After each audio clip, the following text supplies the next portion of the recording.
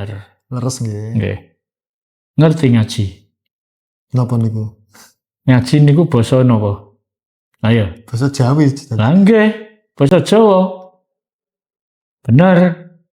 Lah bener to, ngaji ku basa Jawa saka tembung aji. Leres. Nggih. Aji resmi. Iki lagi jeneng iso ngaji. Ngajine kahanan nyata. Siji lungguh lah, kuwi sembahe raga. Terus nomor loro mau baguse lati. Baguse lati iki lungguhe nek sembahe rasa. Nggih.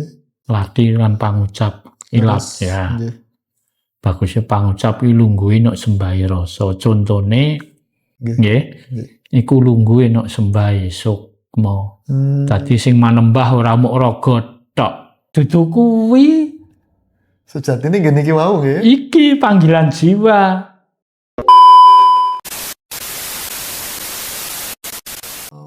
Nggih. Nah, nek belajar kalih kula kandhani. Nggih. Sakniki tatarane manungsa mawon.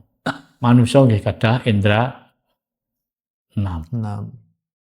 Manungsa nggih enten tataran sampai 6. Nggih. Nek pelajaran kula nggih enten pelajarane tatarane sampai 6. Koncine manungsa nggih wonten 6. Manungsa tatarane 6 napa mawon? Tataran 1 niki pun sering kula kandhakaken niki. Tapi pakai jenengan nembe niki to. Nggih. Kula kandhakaken. Manungsa tataran 1 kudu gelem ngaji niku bener. Leres nggih. Nggih. Ngerti ngaji? Napa niku? Ngaji niku basa napa? Ayo. Basa Jawi. Lah nggih, basa Jawa. Bener. Lah bener to, ngaji ku basa Jawa saka tembung aji. Leres. Nggih. Aji. Aji niku nek dilipat kan dadi aji-aji. Nggih. Aji-ajine wong urip niku napa? Ya kawruh lan ngelmu. Kawruh lan ilmu. Nggih. Gak padha mbarjo mboten. Kawruh lan ngelmu beda. Nek kawruh iku wis gampangane nek kawruh iku pengertian teori. Nggih. Tapi nek ngelmu niku kenyataan, praktek lah. Nggih. Contone nek sampean dadi wong tani, ngelmune wong tani ngono kae. Nek dadi dokter, ngelmune dokter ngono kae. Lah, iku ngelmu. Enten pakeme piyambak. Tataran 1 kudu gelem ngaji. Ngaji niku saka tembung aji. Iso ngajeni awake dhewe apa urung? Nggih. Nek wis iso ngajeni awake dhewe berarti iso ngajeni wong liya.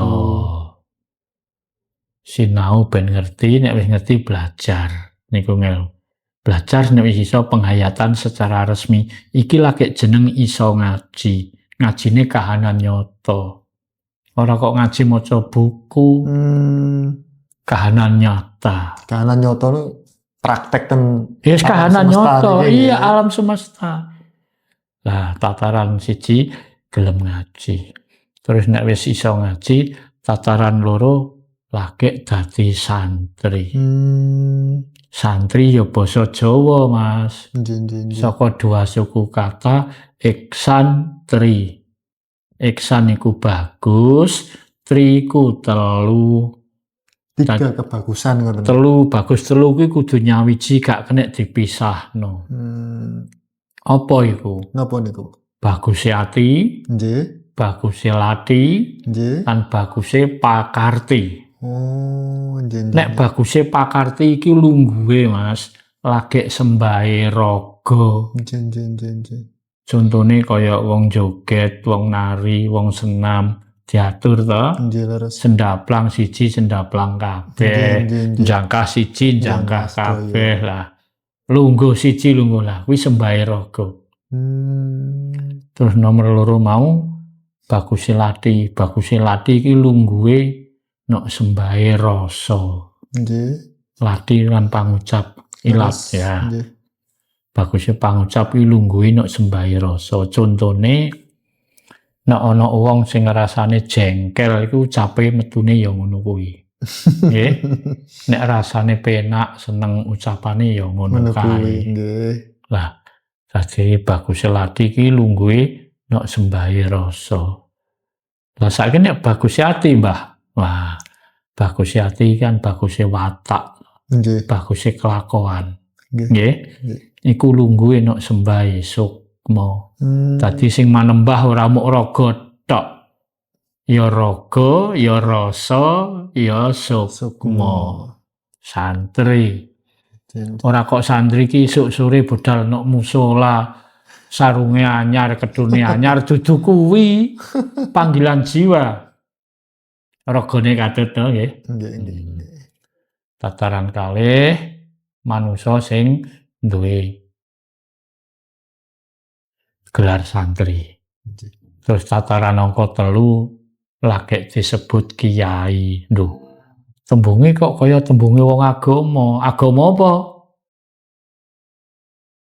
Ya saiki agama Islam. Iku duduk bahasa Islam. Kiai iki basa Jawa ya. Nggih. Gak ono, ning Arab gak ono kiai, Mas. Sing ono kiai ku ning Jawa. Leres. Ya. Nek Arab lebih cenderung syekh. Nah, Nek kula kepireng kiai. Kiai iki basa Jawa. Basa Kiai Jawa, iku ya. saka tembung dua suku kata. Ki niku tegese manusia sing hakiki. Hakiki iki wis kuat, Nggih. wis prigel. Nggih. Kikih, kukuh, nggih. Yai kuwi sebutane wong tuwa utawa wong sepuh. Dadine manungsa nek wis duwe gelar utawa predikat kiai iki mestine wis prigel bab kasepuhan.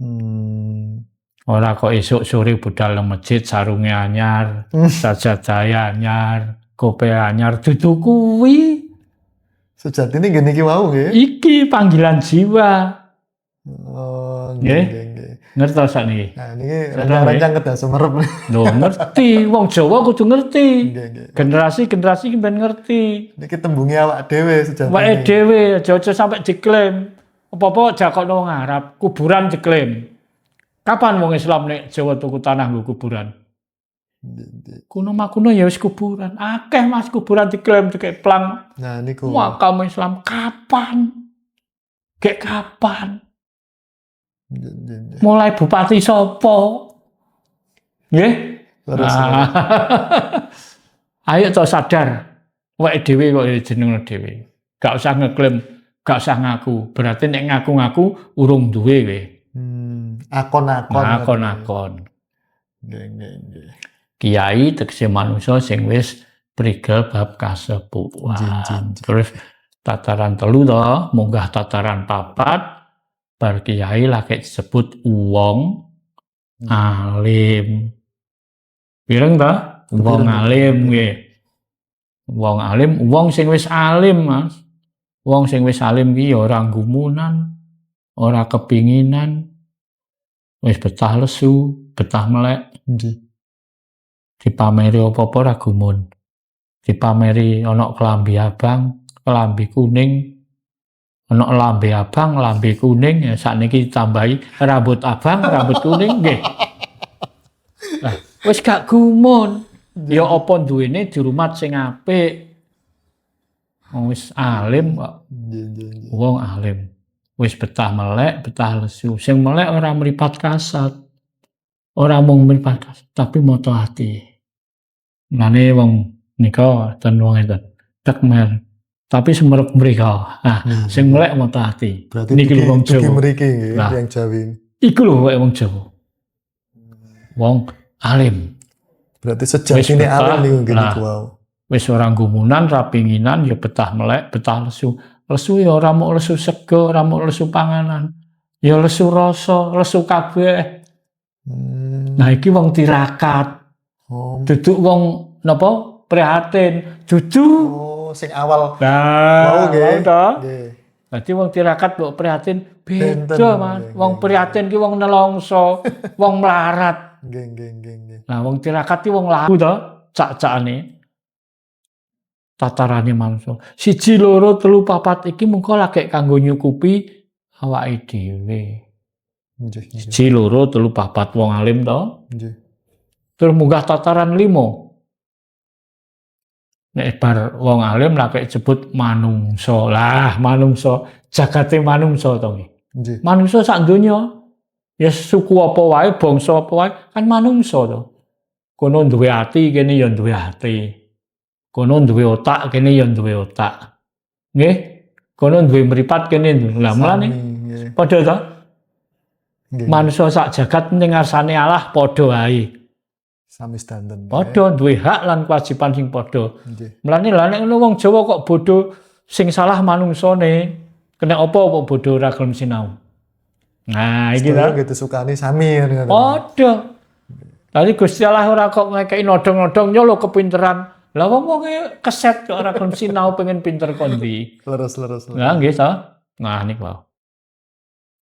Bareng wis bar wong alim disebut manungsa. Manungsa tama. Manungsa utama. Utama kuwi wis becik. Nggih. Becike piye? Wis migunani tumrap wong liya. Contone wis gelem ngekeki teken wong kelunyon, ngekeki kudung wong kepanasen, wong kojanan, mene pepadang wong nandhang peteng,